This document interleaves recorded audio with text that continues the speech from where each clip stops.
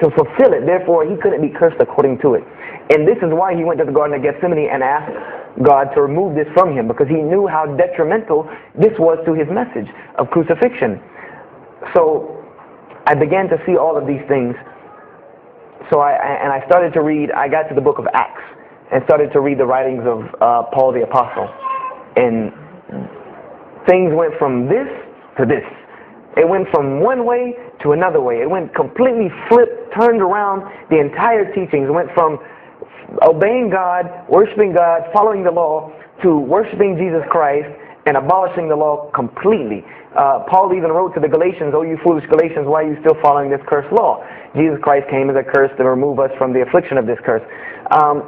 So I said to myself, but Jesus just said a few books before this that whosoever shall break the least of these commandments and teach men to do so shall be the least in the kingdom of heaven. And here you go, Paul preaching this gospel to abolish the law. So I even asked, what is going on here? So I started asking my pastor, and my pastor said, now you're getting into deep water. You know, now you're starting to question the New Testament. You really have some issues. You know, they even thought that I might be, you know, possessed and all kinds of things. So I had a very big conflict going on inside of me, and my friend took me to his textual critic teacher, his professor, and what this man told me probably wrecked my faith in Christianity. And like I always say, I doubt he would be very happy me traveling around the world telling people that a Christian professor from Bob Jones University wrecked my faith in Christianity, but he did. Because what I asked him was, what happened to all these contradictions? You know, in the Old Testament there are many contradictions. If you study Hebrew language, you'll understand that when you read some of the Old Testament or the Torah, that there are some parts of the Torah that you can see is the most beautiful Arabic that you can see, the most beautiful Hebrew that you can see, just like when you read the Quran. It's very beautiful Hebrew. And then 2 chapters later, you'll see Hebrew that looks like a broken 3-year-old who is trying to scribble some Hebrew down. It looks very colloquial, very dialectic. You can tell it's not the same person speaking. So I went and asked him about all this stuff I saw. And he told me, he said, what you have is a book written by men over centuries and centuries and eons and eons. And he says, and this book started as an original that was copied and copied and copied, and somebody added a mistake, and somebody came behind him and corrected that mistake and added 2 of his own. Someone came and copied it and skipped a line and added a line where it wasn't supposed to be. And then someone else came and copied it and took it to his country, and in order for it to fit well with the doctrine they were teaching, he would cross out a dot here or cross out a word here or change a word here so that it would fit with the theological ideas of this part of the world. And he said, and after all these years, you have a book now that is compiled from all of this, written by the hands of men that still have men's fingerprints left on it. And that's what you have. You have an imperfect book that is only perfected through faith. This is exactly what he told me, that this book is perfected through faith. You cannot perfect it textually. It's not a textually perfect book. Those who believe in it by faith. And so I said, here we go again with this faith thing. You know, I said, God gave me a brain for a reason. If he did not want me to use it, he would remove this reason and logic part of my brain out and replace it with more faith. So, you know, and I was of the opinion, you know, as the saying goes, my grandmother didn't raise a fool. I'm no fool.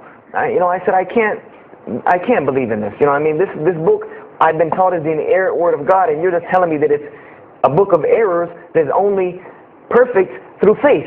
That's like me taking a 1982 Datsun all beat up and say, if you believe it can be a Mercedes. If you believe. You know, that would make no sense. You can't take a car to the car dealership and say that. No, if you really believe it, if you look at it right, it's a Mercedes. So I said, no, you know, this is a book full of errors. And God's religion is perfect. If God has a religion, it's perfect. If he has a book, it has to be perfect because he is perfect. So I left Christianity completely. And I decided that I was, you know, I had learned some concepts from the Bible. God was one. You couldn't fool me of that.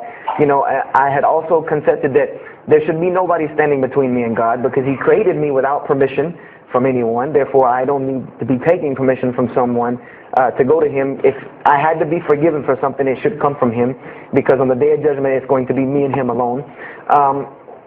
And I didn't know about God's prophets yet. You know, I had my doubts and persuasions about that. So I decided to start searching other religions. I went back to Judaism. I studied Judaism. I found the same thing that Jesus taught about two spiritual Jews that leave the law, and Jews that were so caught up in the law that they left no room for spirituality. I studied Buddhism, Hinduism, Taoism, Confucianism, Wiccan, Bushido. You know, everything I could get my hands on, every type of ism or religion, I studied it. But there was one litmus test that I used for every religion. And whenever I met them, or the people or whatever about this religion, I would always ask them, do you have a book? Do you have a book? Because another thing I had come to the conclusion of is that if your religion is true, you should be able to tangibly hand me something and show me that this religion is true. Give me something that I can see. I don't want to hear that faith stuff anymore. I heard that all my life, and look where it got me. It got me thinking I'm driving a Mercedes running around in 1982 beat-up Datsun. I said, no, you have to show me. And so I read the Bhagavad Gita, I read the Torah, I read the Scrolls of Tao, you know, I read the Code of the Bushido, I read the Wiccan Book of Spirits and Spells and all that other magic stuff they have. And I read all of these things, and I found something very congruent with all of it, was that there were very same philosophies and teachings in all of these major religious books. They all talked about God and His nature. Most of them alluded to the fact that God is one, and that God sends messengers to us and people to us to teach us. But they were filled with a whole bunch of garbage, to be honest with you, that I couldn't logically, rationally believe. So at about the age of 17, just about the time, about 17 and a half, I gave up my search for God. And I became kind of angry with God, because I said, here I am looking for you, and I can't find you, and it doesn't look like you're giving me any help. And I don't know how many of you know, but for a 17-year-old that is frustrated with God and the world, there's a lot of trouble he can get into. There's a lot of things he can do to put himself in predicaments when he's frustrated the world and had come to the conception that, you know, if there's a God that exists, then He doesn't really care about me. You know, that's a kind of a dangerous young man. So I started doing the whole partying in trouble, going to parties, drinking underage, all of this stuff I started doing. You know, I'm a perfectionist at heart. So when I was a Christian, I tried to be the best one I could. If I was going to switch to being any other religion, then I was going to do that 100%. So you better believe when I went after the dunya, I did that 100%. And, you know, I was a martial artist since I was 15 years old. And even though it was only 2 years, you know, 2 years at 17, you think, you know, you're Bruce Lee. So I got into a lot of fights. Got kicked out of school, had to go to another school, got in one fight, got arrested for a fight, you know, and there were a couple incidences that stopped this downward spiral, because I was on a very, very quick downward spiral and I believe if I would have continued on that downward spiral, I would probably end up hurting someone, killing someone, or them hurting or killing me. And there were two incidents that brought that to an abrupt stop, like pulling the emergency brake. And the first one was a car accident that I was in. My friend and I were on the way back from Clemson University from a frat party, and we were driving up 385 in South Carolina, and we were both highly intoxicated. And I decided that night that he was driving. I decided to put my seatbelt on for the only reason that I kept falling over when I fell asleep without the seatbelt on, because I didn't really believe in the seatbelt thing, because I said if I'm going to die, I'm going to die. You know, that was the conception that I come up with. That if, you know, if it's time for me to die, it's time for me to die. I didn't believe in the whole time your camel thing. So I put on my seatbelt, and I fell asleep. And the next thing I know, I remember waking up with the car shaking. And I woke up to grab my friend because I thought maybe he had fallen asleep. But when I woke up, the only thing I saw was the tree line and then the pavement coming right at my face. And the window smashing and the car flipping, the whole 9 yards. And us landing in a ditch.